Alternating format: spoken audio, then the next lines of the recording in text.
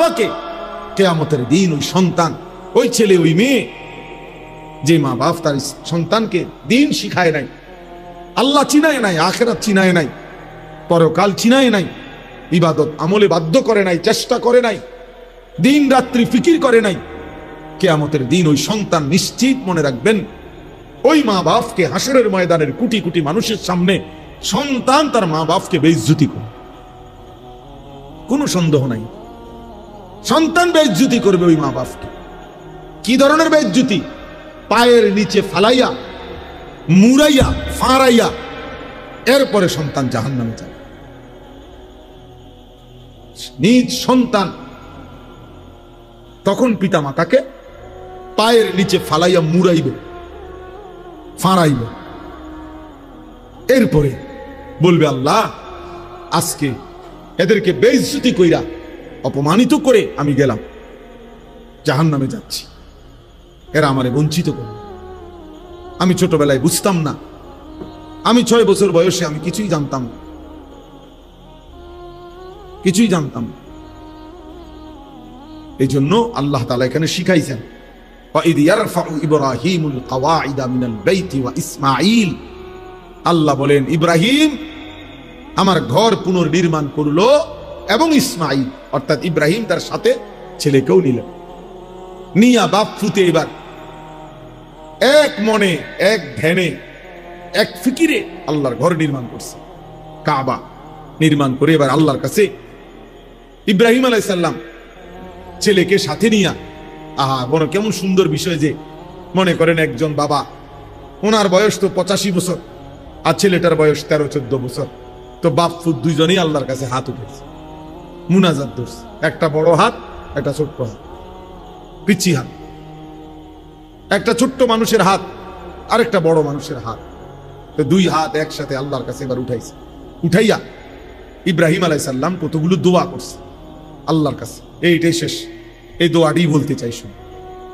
আল্লাহর ঘর বানিয়ে নিজের এবং নিজের সন্তানের জন্য, পরিবারের জন্য ইব্রাহিম আলাইহিস সালাম আল্লাহর ঘর বানাইয়া দোয়া করছে। এই দোয়ার মধ্যে কি বলছে দেখেন, আর আমরা পরিবারের জন্য, সন্তানের জন্য আমরা কি ভাবি, আর উনি কি ভাবছে, কি বলছে, কি বলা উচিত, এই শুধু এটা শুনে, তাইলে শেষ।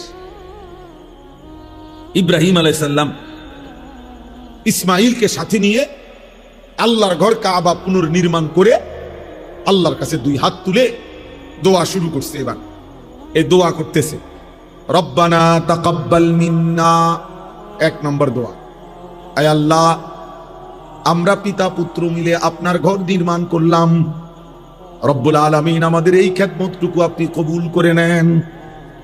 এই বাপ ফুতের মেহনত আপনার ঘরের জন্য করেছি, আপনার জন্য করেছি, মাওলা আমারও কবুল করে নেন, আমার সন্তানকেও কবুল করে নেন। রব্বানা তাকাব্বাল মিন্না, আমরা 2 জনের খেদমত আপনি কবুল করেন। আমি আমার সাধ্য মতো আপনার ঘর কাজ করেছি, আমার সন্তান সন্তানের সাধ্য মতো ঘরের কাজ করেছে, কারণ বাপ পুত্র আর সমান সমানই টানছে না, কারণ উনি হলেন সামর্থ্যবান, সে তো বাচ্চা, কিন্তু আপনি আমাদের 2 জনের খেদমত কবুল করেন। ইন্নাকা আনতাস সামিউল আলিম, ইব্রাহিম আলাইহিস সালাম বলেন আল্লাহ আপনি তো সব শুনেন, সব জানেন।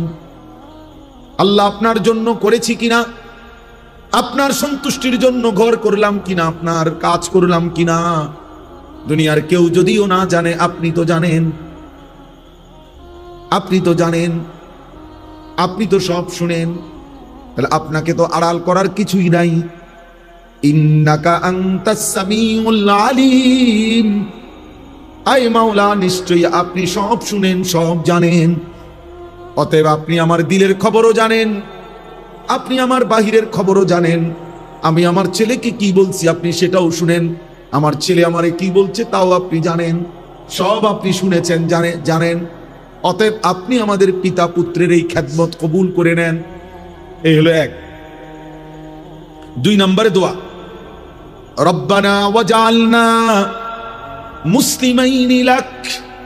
এই দ্বিতীয় দোয়া হলো, এক বাপ তার ছেলেকে নিয়ে আল্লাহকে বলতেছে, আল্লাহ আমরা পিতা পুত্র দুইজনকেই আপনি ইসলামের উপরে দৃঢ়তা, ইস্তেকামাত, মজবুতি দান করেন। আমি যেন জীবনভর আল্লাহ মৃত্যু পর্যন্ত যেন দ্বীনের উপরে, ইসলামের উপরে থাকতে পারি। আমার ছোট্ট মাসুম সন্তানকে আপনি এভাবে কবুল করেন। আমার ছেলে ইসমাইলও যেন মৃত্যু পর্যন্ত আপনার দ্বীনের উপরে থাকে। হ্যাঁ, সন্তানকে আল্লাহর হাতে গছায় দিছে, আল্লাহর হাতে তুলে দিছে। সন্তানের জন্য ইসলাম চাইছে। আল্লাহ, আমি যেমন নামাজ পড়ি আমার সন্তানও যেন নামাজ পড়ে, আমি যেমন আপনার হুকুম মানি আমার সন্তানও যেন আল্লাহর আপনার হুকুম মানে। আমরা 5 ভাই। আমার আব্বা মসজিদে ইমামতি করতেন, আলেম ছিলেন, কিন্তু কোনো বড় মাদ্রাসায় পড়ায় নাই, শুধু মসজিদে ইমামতি করতো আব্বা। প্রাইমারি স্কুলে মাস্টারি করতেন। আমার বুঝ হওয়ার পরে আমি হাজার হাজার বার, শত শতবার দেখছি আমার আব্বার লগে আমি কত দোয়ায় শরীক হইছি। আব্বার সাথে নামাজে যাইতাম, শবে বরাত, শবে কদর, রমজানে, তারাবিতে। আমার আব্বা খুব কান্ত মুনাজাতের মধ্যে, আমি এগুলা দোয়া শরীক হইতাম। বাসাতে এসে এসে মারে শুনাইতাম আব্বা কিতা কিতা কয় দোয়ার মধ্যে, তো এগুলো সব বলতে পারতাম। তো আমরা 5 ভাই। আমি বুঝ হওয়ার পরে সবসময় শুনতাম আব্বা বলতো, আল্লাহ আমার ছেলেদেরকে হক্কানি রব্বানি আলেম বানা, এই কথাইটাই কইতো আব্বা। তা আমরা আলহামদুলিল্লাহ 5 ভাই, আল্লাহর দয়া, আল্লাহ করাইছেন 5 জনই আলেমে দ্বীন হইছে, 5 জনই। কিন্তু মজার একটা বিষয় হলো, আমরা 5 ভাই এই পর্যন্ত বহুবার, আমি একটু কম করছি, বাকি অন্যরা, আমিও সামান্য একবার চেষ্টা করছি ব্যবসায়িক লাইনে টাকা পয়সা খাটাইয়া লাভবান হওয়ার জন্য। আমরা 5 ভাই বহুবার চেষ্টা করছি।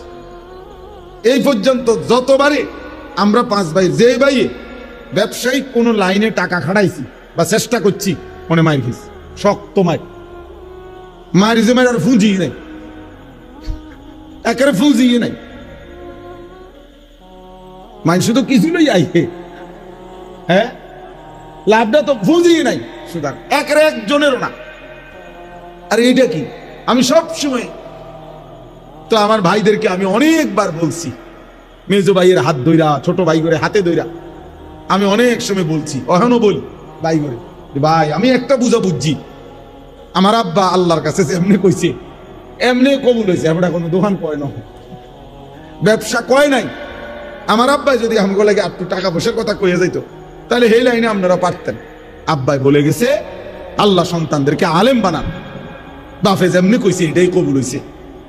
বাফে আমগো লাগে কি চায় নাই, দুনিয়ার ব্যবসা চায় নাই, এই জন্য হয় না। নাইলে দুনিয়ার সব মানুষে, আমার এক বোন জামাই আছে 28 বছর মনে কম পক্ষে, উনি বিদেশ যাইতে চাইছে, উনার সাথে শত শতবার আমি ওরম দেখছি, উনি যায় বিদেশ যাইতে আছে, মানে ঢাকা হেনতে গেছে, ওনার সাথে সবার ফ্লাইট হয়ে গেছে। একবার শুধু জীবনে উনি হে ফাঁসে গেছে, মানে ওই দেশে, যেই দেশে, ওই দেশের এয়ারপোর্টের থেকে ফেরত দিচ্ছে। আল্লাহর দয়া, এদিকে যাইতে দিচ্ছেন, কি ব্যাপারটা কি? অথচ কত মানুষ কি চলে গেল বিদেশ, বিদেশ যাওয়াটা কি খুব কোন কঠিন কিছু? কথা বলেন না কেন? তাইলে এই আপনাদেরকে বললাম, এটা মনে রাখতে হবে, নিজের সন্তান, নিজের পরিবার পরিজনের জন্য আল্লাহর কাছে দুনিয়া চাওয়ার দরকার নাই, আখিরাত চাইতে হয়। এই যে উনি চাইলেন, রব্বানা ওয়াজআলনা মুসলিমাইনি লাক, ইব্রাহিম নবী বললেন, আল্লাহ আমি এবং আমার সন্তান ইসমাইলকে ইসলামের উপরে মজবুতি দান করেন, দৃঢ়তা দান করেন, মৃত্যু পর্যন্ত যেন আমিও আমার সন্তানও দ্বীনের উপরে থাকে, ইসলামের উপরে থাকে। এরপরে 3 নম্বর দোয়া। 1 নম্বর দোয়া হলো আল্লাহ আমাদের খেদমতটুকু কি করেন, কবুল করেন। 2 নম্বর দোয়া হলো আল্লাহ বাপ পুত দুইজনকেই আপনার ইসলামের উপরে, দ্বীনের উপরে দৃঢ়তা, মজবুতি, কায়েম ইস্তেকামত দান করেন। 3 নম্বর, এবার উনি চিন্তা দোয়া করে দেখেন, এখন তো দোয়া করলো নিজের লাইগা, এই ছেলের লাইগা, কিন্তু আল্লাহ চাইলো তো অচিরেই তার ঘরেও তো জিফুত হইব না? আবার ইসমাইল বড় হবে, বিবাহ করবে, তারও তো সংসার হবে, ভবিষ্যতে উনার তো নাতি নাতনি হবে, তাদের ঘরে আরো হবে, এভাবে তো কিয়ামত পর্যন্ত উনার বংশের একটা ধারা চলতে থাকবে।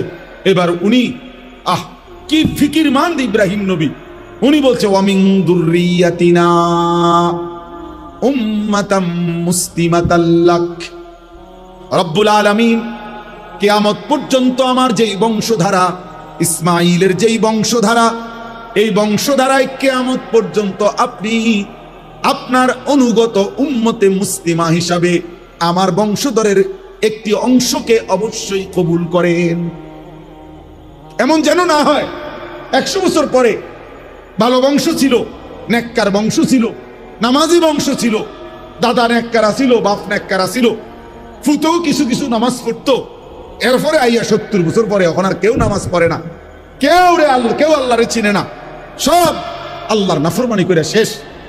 ইব্রাহিম আলাইহিস সালাম বলছে এমন যেন কখনো না হয়, কিয়ামত পর্যন্ত আমার বংশধারায় একটা অংশ যেন এমন থাকে যে যারা সর্বদাই উম্মতে মুসলিমা, আপনার আনুগত্য, আপনাকে আত্মসমর্পণকৃত, আপনার অনুসার, আপনার আদেশ মানে এরকম মুসলিম একটা গ্রুপ, একটা বংশের একটা অংশ কিয়ামত পর্যন্তের জন্য আপনি কবুল করেন। এজন্য হাদিসে আছে, আমাদের নবী সাল্লাল্লাহু আলাইহি সাল্লামের কাছে একবার মদিনার সাহাবীরা দোয়া চাইছিল, আনসার, ওনারা বলছিল ইয়া রাসূলুল্লাহ, আমাদের আনসার যারা আমরা মদিনার আপনার সাহাবীদেরকে, মক্কার সাহাবীদেরকে সাহায্য সহযোগিতা করেছি জীবনভর, আপনি আমগুলো লাগে একটু দোয়া করেন।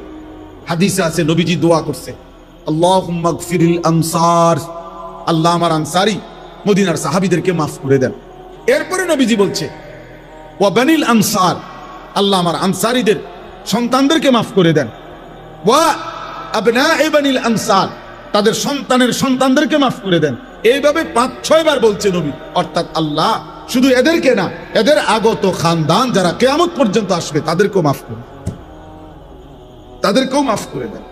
তো ওয়ামিন দুররিয়াতিনা উম্মাতাম মুসলিমাতাল লাক, আল্লাহ আমাকেও ইসলামের উপরে দৃঢ়তা দেন, আমার সন্তান ইসমাইলকেও দেন, আমার বংশধারা ইসমাইলের বংশধারায় কিয়ামত পর্যন্ত উম্মতে মুসলিমা বানান, আপনার অনুগত বান্দা বানান।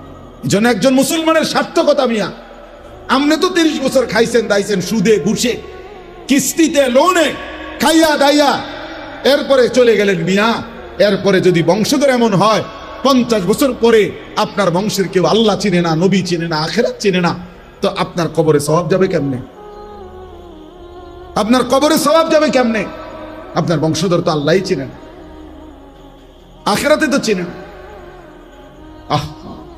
আল্লাহ আমাদেরকে মাফ করে দেন, আল্লাহ আমাদেরকে মাফ করে দেন। এরপরে তিনি বললেন ওয়া আরিনা মানাসিকানা, তাহলে 4 নম্বর দোয়া ইব্রাহিম আলাইহিস সালাম বলে, আল্লাহ আপনার ইবাদতের যত নিয়ম কানুন, সমস্ত নিয়ম কানুন আপনি আমাদেরকে দেখায়া দেন, বলে দেন, শিখায়া দেন, আমরা যেন আপনার হুকুম মোতাবেক, আপনার কানুন মোতাবেক আপনার প্রতিটা ইবাদত যেন করতে পারি, এটা আপনি আমাদেরকে বলে দেন, পথ বাতলে দেন, আপনি শিখান। অর্থাৎ বুঝাইছে আপনার ইবাদত যেন মন গড়া না করি, বরং আপনার নির্দেশনা মতো যেন করতে পারি, এমন পথ আপনি আমাদেরকে দেখায় দেন। অনেক মানুষ আছে, আমরা নমাজ তো রে বড়া, আপনি জিজ্ঞাসা করেন তাব্বাতিয়াদা সূরা নুরানির বাচ্চা ও শুনলে হাসবো, আত্তাহিয়াতু ফরেন চাচা, তো একটা বাচ্চা যদি আমগো মাদ্রাসাগুলোতে এরাও শুনে, এরাও এই চাচার এগুলা শুনলে হাসতে হাসতে পানি তুলবে, তো তাহলে এটা কি নামাজ? যার সূরা হয় না, যার একটা দোয়া ঠিক নাই, রুকু সেজদা ঠিক নাই, আত্তাহিয়াতুটাও ঠিক মতো পড়তে পারে না, কিচ্ছু পারে না, হ্যাঁ ওটা ওড়ে আর নামে ওটা করা নামাজ করে, কি নামাজ এটা? এই নামাজের তো কোনো ফায়দা নাই, অশুদ্ধ, ভুল। যেই নামাজ সূরা কেরাত দোয়া কালাম তাসবিহ ভুল, অশুদ্ধ, খোদার কসম ওই নামাজ হবে না, এটা কোনো নামাজ না, নামাজ না। ফালিয়ামাল আমালান সালিহা, আল্লাহ শর্ত করছে কোরআনে, আল্লাহ বলে দিছে, আল্লাহ বলবে বান্দা আমি বলে গেছি, তুমি গুরুত্ব দাও না, এটা তোমার বিষয়। আল্লাহ বলছে তোমরা প্রত্যেকে যদি জান্নাত পেতে চাও, 1 নম্বরে তোমাদের প্রতিটি আমল বিশুদ্ধ করো, বিশুদ্ধ করো, ইমানকে বিশুদ্ধ করো, দ্বীনকে বিশুদ্ধ করো। আখলিস দীনাকা ইয়াকফিকাল আমালুল কালিল। আমাদের নুরানি এই মাদ্রাসাগুলো যে নুরানি পড়ায়, প্রথম হাদিস, 1 নম্বর হাদিস শিখায় এটা, মানে প্রথম কথা, আখলিস দীনাকা, তোমার দ্বীনকে খাঁটি করো, ইমানকে খাঁটি করো, আমলকে খাঁটি করো। এজন্য এখানে তিনি বলছেন, আল্লাহ আপনার যত ইবাদত আছে, ইবাদতের যাবতীয় নিয়ম কানুন আপনি আমাদেরকে দেখায় দেন, বলে দেন, বাতলায় দেন। ওয়াতুব আলাইনা, এরপরে বলছেন আল্লাহ যত গুনাহ করেছি, পাপ করেছি, অপরাধ নাই উনাদের, ওনারা নবীদের কোনো গুনাহ হয় না, তারপরেও বলতেছে আল্লাহ আপনি আমাদের অপরাধ থেকে আমরা তওবা করতেছি, আপনি আমাদের তওবা কবুল করে নেন। গুনাহ মাফ চাইছে, গুনাহ মাফ, নবীদের কোনো গুনাহ নাই, এরপরেও ওনারা গুনাহ মাফ চাইছে। আমাদের গুনাহে ভরা, আমরা গুনাহ মাফ চাইতে পারি না। আমরা বসে থাকি 90 বছর বয়সে, বুড়া মিয়া যখন অসল হইয়া, লম্বা হইয়া, সোজা হইয়া যখন শ্বাস টানে, একেবারে নিঃশ্বাস টানতেছে, দম টানতে আছে, এই সময় 100 টাকা দিয়া হুজুর ডেকে আনে, হুজুর রে দিয়া তোবা ভরায়, মস্কারি করে আর আল্লাহর সাথে মস্কারি করে। হ্যাঁ, গুনাহ করলেন আমনে, তোবা ভরায় হুজুরে, ওটা জানেও না কিসের তওবা, ওনার তখন হুঁশে নাই। আল্লাহ আমাদেরকে মাফ করে দেন। ইন্নাকা আনতাত তাওয়াবুর রহিম। এই ইব্রাহিম আলাইহিস সালাম বলেন, আল্লাহ নিশ্চয়ই আপনি তওবা কবুলকারী, আপনি দয়াবান, কাজে আপনি আমাদের তওবা কবুল করে নেন, আপনি আমাদেরকে ইবাদতের নিয়ম কানুন দেখাইয়া দেন, আপনি আমাদের বংশধারায় সর্বযুগে মুসলিম হিসাবে কবুল করেন, আপনি আমরা বাপ ফুতকেও ইসলামের উপরে দৃঢ়তা দেন, আমাদের আমলগুলো কবুল করেন। সর্বশেষ আল্লাহর কাছে ইব্রাহিম নবী বলছে, রব্বানা ওয়াবআস ফীহিম রাসূলাম মিনহুম। সুবহানাল্লাহ। ইব্রাহিম আলাইহিস সালাম এবার বলছে, আল্লাহ কিয়ামত পর্যন্ত আমার যে বংশধারা আসবে, এই বংশধারাতেই আমি আপনার কাছে বিশেষ দোয়া করছি যে আমার এই বংশধারায়, আমার ইসমাইলের বংশে আপনি আখিরি জামানার নবী মুহাম্মদ সাল্লাল্লাহু আলাইহি সাল্লাম, সেই আখিরি বন্ধু, আখিরি নবীকে আমার সন্তান ইসমাইলের আমার বংশে আপনি পাঠান। সুবহানাল্লাহ। কেন ইয়াতলু আলাইহিম আয়াতিকা ওয়া ইউআল্লিমুহুমুল কিতাবা ওয়াল হিকমাতা ওয়া ইউযাক্কিহিম, আমার বংশধারাকে কোরআন শিখাবে, কোরআন এবং সুন্নাহর তালিম দিবে, অন্তর পবিত্র করে গুনাহমুক্ত করে দিবে। অর্থাৎ আমার বংশধারাকে যেন জান্নাতের উপযোগী করে বানায়া দেয়, এই জন্য আমি আপনার কাছে আরজি করি, আখিরি নবী মুহাম্মদ, আখিরি পয়গাম্বর, আখিরি বন্ধু আপনি আমার বংশে দান করুন। সুবহানাল্লাহ। ইন্নাকা আনতাল আজিজুল হাকীম। এরপরে সর্বশেষ ইব্রাহিম আলাইহিস সালাম বলছে, আল্লাহ বেশি চাইছি না আপনার কাছে, যা চাইছি আপনি তার চাইতে বড় আজিজ, ক্ষমতাবান, আপনি আরো বেশি দিতে পারেন, আপনার কাছে আরো বেশি আছে, আরো বেশি আছে। আপনি মহা ক্ষমতাবান, আপনি মহা জ্ঞানী, প্রজ্ঞাময়, কাজে আমি বেশি চাই। তাইলে একজন বাবা তার সন্তান সহ আল্লাহর কাছে কি চাইলেন? আখিরাত চাইলেন, ইবাদত চাইলেন, গুনাহ মাফ চাইলেন, বংশধারাকে যেন আল্লাহ পাক দ্বীনের উপরে রাখে, এটা চাইলেন। অতএব আজকে এই শেষ কথা এটাই, আমরা যেন মনে রাখি যে আমাদের এই যে ছোট ছোট বাচ্চা, এই বাচ্চাগুলো যেন দ্বীন শিখে। এটা যেন প্রত্যেকটা বাবার স্বপ্ন হয় যে আমার জীবনে ঘর করে দিলাম আর না দিলাম, বাড়ি করে দিলাম আর না দিলাম, আমার সন্তান, আমার পরিজন যেন আল্লাহকে চিনে সেজদা করে, যেন নামাজ পড়ে, যেন দ্বীন শিখে। আমি ওই যে বললাম আমার বাবার 5 ছেলে, আমরা 2015 সালে আমার আব্বা ইন্তেকাল করছে। আল্লাহর দয়ায় আমার আব্বা জীবিত থাকতে থাকতেই আমরা 5 ভাইয়ের মাদ্রাসার পড়ালেখা শেষ হয়ে গেছিল। আব্বা জীবিত থাকতেই দেখছে আমাদেরকে যে আমরা 5 ভাইয়েরই মাদ্রাসার পড়া শেষ হয়েছে আল্লাহর দয়ায়। তো আব্বা 2015 সালে ইন্তেকালের সময় সন্তানরা আলেম হয়েছে সবাই, কিন্তু আমার আব্বা আমাদের 5 জন ভাইয়ের জন্য কোনো একটা ঘর, বাড়ি, বিল্ডিং করে দিয়ে যাইতে পারে নাই। আমরা সরকারি বাসার মধ্যে থাকতাম, আর একটা ছোট্ট ঘর ছিল, ভাড়া দিতাম অল্প কয় টাকা, সেটা আমরা সবাই থাকার উপযোগী না। কিন্তু 2015 সালে আব্বা যখন ইন্তেকাল করে তখন আমাদের কোনো ভাইয়ের ঘর ছিল না আমাদের, কিন্তু সব ভাই আলেম ছিল তখন, আলহামদুলিল্লাহ। তো তো পরবর্তী 9 বছরের মাথায় গত বছর 2024 সাল পর্যন্ত 9 বছরের ব্যবধানে 5 ভাই আলাদা জমিও কিনছি, আলাদা বিল্ডিংও করছি। এখন 5 বাইরে বিল্ডিং আছে, 5 বাইরের বিল্ডিং এতে সোফা আছে, টাইলস আছে, আপনার ফ্যানও ঘুরে, খাট বাড়ি ফ্ল্যাট বাড়ি এটি সবার ঘরে আছে। তাহলে কাজেই সোফা খাট ফার্নিচার ফ্ল্যাট বাড়ি এটি কোনো আশ্চর্য কিছু না। আশ্চর্য এটি বাফে যদি করে না দিয়েও যায় তো পারা যায়। এটি কোনো এত এত আশ্চর্য না যে আপনি সুদের টাকা দিয়া, ঘুষের টাকা দিয়া, কিস্তির টাকা দিয়া, বাটফারি করে সিটারি করে আমনে থাকতে সোফা বানাই দিয়ে যাই তুই, নইলে আপনার পুঁতে পারবে না। বুয়া একেবারে বেউকুফ মানুষ এটা বেটা। এগুলো কোনো বিষয় না, বিষয় হলো দিন, বিষয় হলো ঈমান। আমাদের স্বপ্ন থাকবে যে আমি আমার স্ত্রী সন্তানের জন্য দিন ও ঈমানের ফিকির করব। আল্লাহ আমাদেরকে তৌফিক দেন। আজকের এই মাদ্রাসা নূরে মদিনা আল্লাহ কবুল করে নেন। আপনারা সবর করে বসছেন, আল্লাহ আপনাদেরকে উত্তম বিনিময় দান করেন। মাশাআল্লাহ, আল্লাহ তাআলা আপনাদের সবাইকে কবুল করেন।